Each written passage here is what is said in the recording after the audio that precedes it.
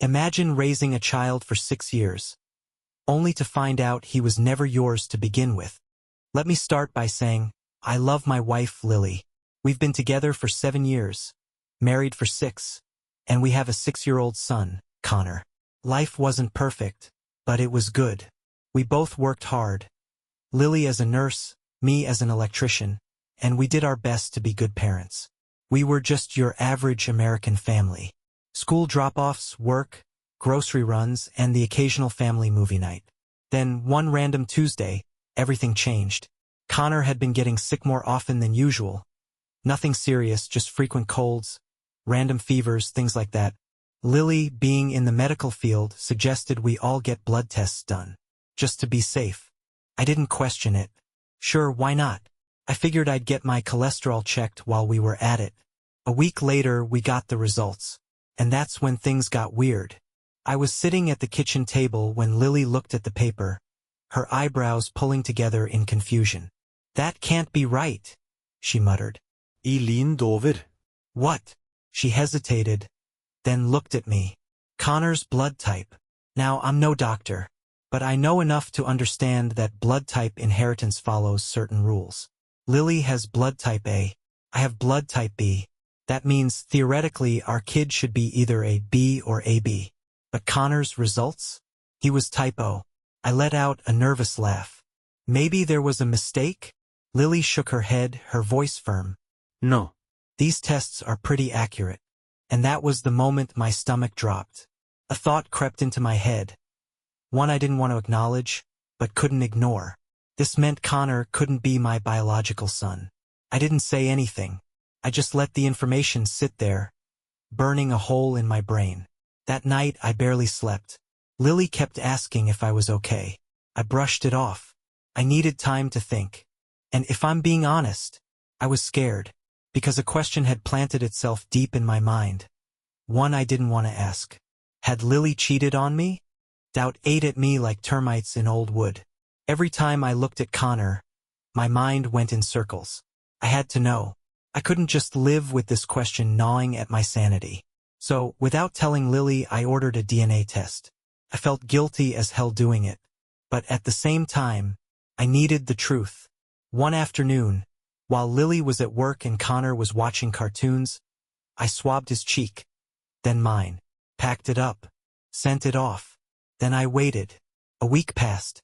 Then another. I was jumpy, irritable. Lily noticed. Ethan, are you okay? You've been acting weird. I'm fine, Elid.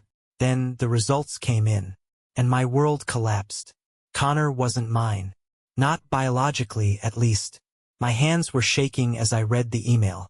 My heart was pounding so hard I thought I might pass out. I wasn't Connor's father. That night I confronted Lily. My anger, my confusion, my hurt. It all boiled over. Tell me the truth, I said, slamming the paper onto the kitchen table. Is there something you need to confess? She looked at the document, her face scrunching up in confusion. What is this? A DNA test, I snapped. Connor isn't mine. So tell me, Lily, who is his real father? She went pale. For a second, I thought she might actually faint. Then she did something I didn't expect. She started crying. Not defensive crying. Not the kind you fake when you're cornered. Genuine, body-racking sobs. Ethan, I swear to you, she gasped between breaths. I have never been with anyone else. Never. I wanted to believe her. God, I wanted to. But the test didn't lie. Then, she stood up, wiped her eyes, and met my gaze. If you don't believe me, she said, voice shaking, then I'll take a test too. And that was when everything started unraveling even more. Lily wasted no time. First thing the next morning, she scheduled her own DNA test. I think part of her wanted to prove me wrong as fast as possible. But another part, one she wouldn't admit, was terrified. The wait for her results was unbearable. We barely spoke, barely ate. I was still reeling from the fact that Connor wasn't mine. But Lily? She was unraveling. A week later, her results came in. I was in the garage when I heard her scream. My stomach twisted into knots as I ran inside. Lily stood in the kitchen, gripping her phone so tightly her knuckles were white. Her face was frozen in disbelief. I barely had to ask. "He's not mine either," she whispered. I felt the air leave my lungs. "What?" She turned the phone toward me, and I read the words that shattered everything we thought we knew. Probability of maternity, 0%. Lily sank to the floor, clutching her chest like she'd been stabbed. I dropped into the chair, staring at nothing. Connor wasn't my son. But now he wasn't hers either. Lily's voice cracked. "Ethan, what does this mean?" I felt like I was floating outside of my own body, watching my life collapse in real time. "It means he's not ours." Lily shook her head violently. No. "That's not possible. I gave birth to him. I was there. I remember the hospital, the delivery, the nurses taking him to be weighed." She stopped. The same thought hit us both at the exact same time. The hospital. I grabbed my phone and called the hospital where Connor was born. The receptionist gave me the runaround, transferring me from one department to another. Finally, I got someone who actually listened. "We'll look into this," they told us. "But I have to warn you, cases like this are extremely rare." I didn't care how rare it was. I just wanted answers. Another agonizing week passed. Then finally we got the call. The hospital had found something. A mix-up in their records. Another baby boy, born the same day, in the same hospital. Another family. Lily and I sat in stunned silence as we were given the names of the other parents, Michael and Rachel Carter, and their son Owen, our biological son. Neither of us spoke. Neither of us moved. The weight of it was too much. Somewhere out there, another couple was raising our child, and we had been raising theirs. After the shock wore off, if it ever really did, Lily and I knew we had to reach out to Michael and Rachel. But how do you even start that conversation? "Hey, we think we accidentally swapped kids at birth. Want to meet up?" We couldn't do it. Not right away. So we let the hospital handle the first contact. A few days later, we got word that the Carters had been informed. They were just as stunned as we were. Then came the phone call. I had no idea what to expect when I answered. Would they be angry? Would they blame us? Would we blame them? I took a breath and picked up. "Hello," I said hesitantly. A pause. Then a man's voice, steady, careful. "Is this Ethan?" "Yeah." Another pause. Then, "This is Michael Carter. I guess we have a lot to talk about." That was an understatement. The conversation started off awkward, like a blind date where neither person knew what to say. But soon the words started flowing. We talked about our kids, our lives, how much this revelation had flipped everything upside down. Michael was calm, logical. Rachel, I could tell, was struggling. Her voice broke at times. She kept repeating, "This can't be real. This can't be real." Believe me, I understood. Finally, Michael took a deep breath. "We'd like to meet, if you're comfortable with that." Lily squeezed my hand. "We are." So we set a date. And just like that, we were about to meet the son we never knew we had, and the parents who had been raising him. The day of the meeting, Lily and I were a bundle of nerves. We had chosen a neutral place, a park, so the kids could play while we talked.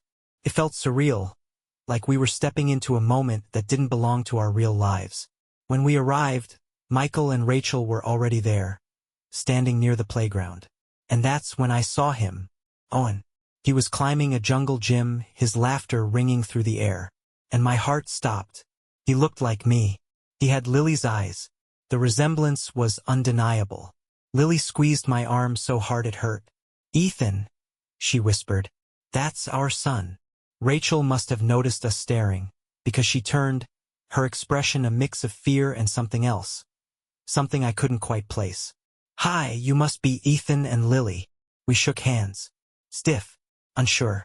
What do you even say to the people who have been raising your child for 6 years? Then the boys saw each other. Connor and Owen didn't understand what was happening, but they were drawn to each other instantly. Within minutes, they were laughing, chasing each other around like they had been best friends their whole lives. Meanwhile, the four of us sat down at a nearby picnic table. The conversation started slow, careful. like we were all afraid of saying the wrong thing. Michael cleared his throat. I guess we should start with, what do we do now? Silence. No one had an answer. Rachel wiped at her eyes. I don't even know how to process this. I look at Connor and he's mine. But he's not. She shook her head. I can't imagine not having Owen in my life. But, she trailed off, and Lily reached across the table, grabbing her hand. I know. Her voice was barely above a whisper. I know. I looked over at the playground. Our Connor, was giggling as he climbed up the slide the wrong way. And Owen was right behind him. 2 boys. 2 families. One mistake that changed everything. And we had no idea what to do next. That night, Lily and I lay in bed, staring at the ceiling in silence. The meeting had ended with no clear answers. No decisions. Just 4 devastated parents trying to make sense of the impossible. Lily's voice was barely a whisper. What do we do now? I exhaled slowly. I don't know. We had spent the entire drive home in a daze, our minds racing with questions that had no good answers. Should we try to switch the boys back? Should we fight for custody? Would we just pretend we never found out? But every time I looked at our Connor, the thought of losing him shattered me all over again. Michael and Rachel were going through the same turmoil. We kept in touch, exchanging texts and calls, trying to navigate this impossible situation together. Meanwhile, the boys remained blissfully unaware. They played together like lifelong friends, as if the universe had drawn them to each other before any of us even knew the truth. One night, my phone rang. Michael. His voice was tired, heavy. I don't know how to do this, man, he admitted. I love Owen so much, but I look at Connor, and I see myself. I ran a hand down my face. Yeah, I get it. There was a long pause before he spoke again. Rachel. She can't even think about letting Owen go. But at the same time, she wants to know Connor. She wants to know the little boy she was supposed to have. Lily and I had been having the exact same conversation. We weren't just grieving a lost son. We were grieving the life we never got to have with him. Michael hesitated. Do you think switching them back is even an option? My stomach twisted. The words felt wrong. I swallowed hard. I don't know. We hung up without an answer, because there wasn't one. For the first time in my life, I didn't know what the right thing to do was. Days turned into weeks, and the weight of the situation only grew heavier. Every conversation between Lily and me circled back to the same impossible question. What do we do? We met with lawyers. We met with counselors. We even spoke to a child psychologist, who gently explained the reality of it all. A sudden switch could be traumatic for both boys, she told us. The bonds they've formed with you are real. Biology doesn't erase years of love and attachment. But what about our bond with Owen? Were we supposed to just accept that we had missed his first steps? His first words? His first everything? One evening, Michael and Rachel invited us to their home. We sat in their living room sipping coffee, while the boys played upstairs. Michael leaned forward, elbows resting on his knees. Rachel and I have talked about this non-stop, he said. We've cried, we've fought, we've considered everything. He took a deep breath. We don't think we should switch them back. I felt Lily's grip tighten around my hand. Rachel's eyes were red-rimmed, her voice barely above a whisper. We love Owen more than anything, but we can't just take Connor away from you. You're his parents. Lily let out a small sob, covering her mouth with her hand. I swallowed the lump in my throat. We feel the same way, and just like that, the decision was made. We weren't going to swap the boys, but that didn't mean we were going to walk away from each other, either. Michael cleared his throat. We don't want this to be the end. We want to be in Connor's life, just like we hope you'll be in Owen's. Lily nodded, wiping her tears. We want that too. The 4 of us sat there, emotionally wrecked, but united in one thing. We weren't going to lose our children. Not completely. But even with that decision made, the grief lingered, because no matter what, something had been stolen from all of us. And there was no way to get it back. Even though we had made the hardest decision of our lives, to keep raising the boys as they were. There was still one thing we couldn't ignore. Someone had to pay for this. The hospital's negligence had stolen 6 years from all of us. 6 years of first words, first steps, birthdays, scraped knees, bedtime stories, memories we were supposed to have with our biological sons. No amount of time or money could fix it, but we weren't going to let them get away with it. So Michael and Rachel, Lily and we sued. The case exploded in the media. 2 families, 2 little boys, switched at birth in a modern-day nightmare. Our story was everywhere: talk shows, newspapers, viral posts online. Reporters camped outside our homes, shoving microphones in our faces whenever we stepped outside. But none of that mattered. The only thing we cared about was getting justice for what had been done to our sons. And then came the hardest part: telling them the truth. We couldn't keep it from them forever. The court case meant that, sooner or later, they would hear about it. And they needed to hear it from us first. One evening, we sat Connor and Owen down in our living room. They looked up at us, eyes full of innocent curiosity, completely unaware that we were about to shatter their reality. Lily took a deep breath. "There's something very important we need to talk to you about." Rachel nodded, her hands twisting in her lap. "It's about when you were born." The boys listened, wide-eyed, as we carefully explained. The mistake at the hospital. The switch. The truth we had only just discovered. Connor furrowed his brow. "Wait, so you're not my real mom and dad?" His voice was small, confused. My chest ached. "Buddy, we are your real parents," I said gently. "We've raised you. We've loved you since the day you were born. That will never change. But yes, Michael and Rachel are your biological parents." Owen's lip trembled. "Does that mean I have to leave?" Rachel let out a quiet sob and pulled him into her arms. No, sweetheart. "No one is leaving anyone." Connor's face scrunched up like he was trying to hold back tears. "But I don't want a different family." And that's when Lily broke down completely, pulling him close. "Oh, baby, you don't have to. We love you more than anything. You are our son. You always will be." The boys were too young to fully understand what had happened. But they knew one thing: it hurt. They didn't want their lives to change. And in that moment, I realized something. The 4 of us, Lily, me, Rachel, and Michael, had been so consumed by our own grief that we hadn't stopped to think about what it meant for them. They weren't just confused. They were terrified. Terrified that the people who had loved them their whole lives weren't really theirs. Terrified that we would just swap them like trading cards. I looked at Michael, and he looked at me. We weren't just fighting for justice anymore. We were fighting to make sure our sons never felt like they didn't belong. The trial was intense. The hospital's lawyers scrambled to shift the blame. They called it an unfortunate accident. Said it happened too long ago to be rectified. Tried to convince the jury that we just needed to move on. But we weren't just angry parents throwing accusations. We had proof. We had records. We had DNA tests. Lily took the stand, her voice shaking but strong. "Do you know what it's like to look at your child? The child you have loved and raised, and be told he isn't yours?"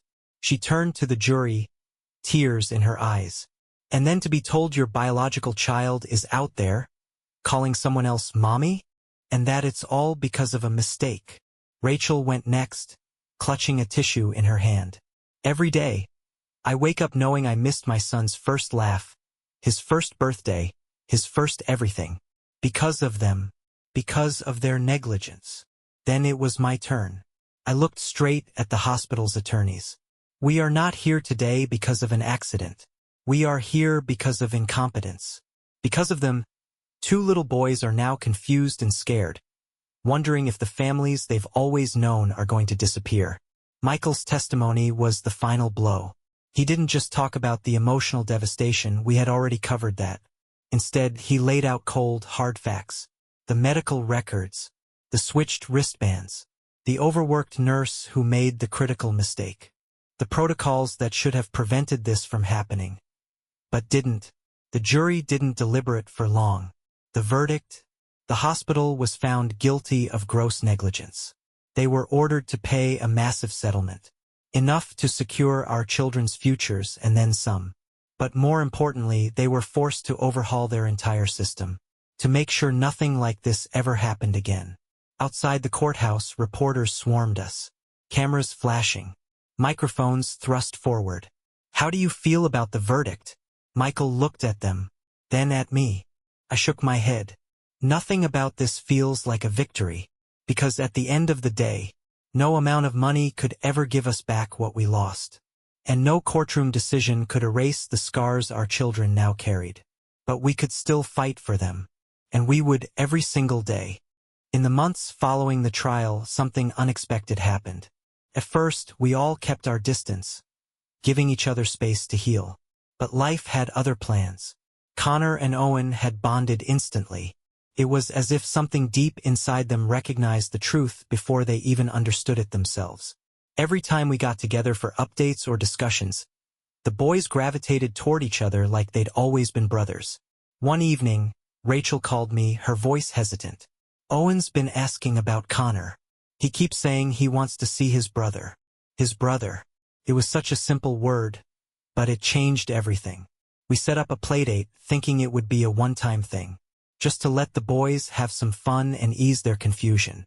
But that playdate turned into another, and soon it became routine. What started as forced meetings filled with awkward silences slowly transformed into something natural. We began celebrating birthdays together. First Connor's, then Owen's. Then, without even discussing it, we all gathered for Thanksgiving at Michael and Rachel's house.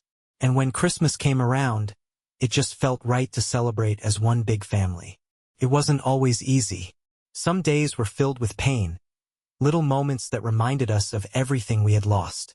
Watching Owen call Michael Dad still stung, just like I knew it hurt Michael when Connor ran to me for a hug. But love isn't just biology. Love is built, brick by brick, in bedtime stories and scraped knees and late-night fevers. And somewhere along the way, we stopped thinking of each other as them and us. We were just family. One summer, we took a trip together. It was chaotic. 2 sets of parents, 2 wild boys, laughter, arguments, mores by the campfire, and a million tiny moments that stitched us together even tighter. One night, as we sat by the fire, Lily leaned against me, watching Connor and Owen chase fireflies. "Can you believe this is where we ended up?" she whispered. I shook my head. No. But I wouldn't change it. Neither of us would. Because sometimes, family isn't just about how you start. It's about the love you choose to hold on to, no matter what life throws at you. And we had chosen to hold on to each other. Forever.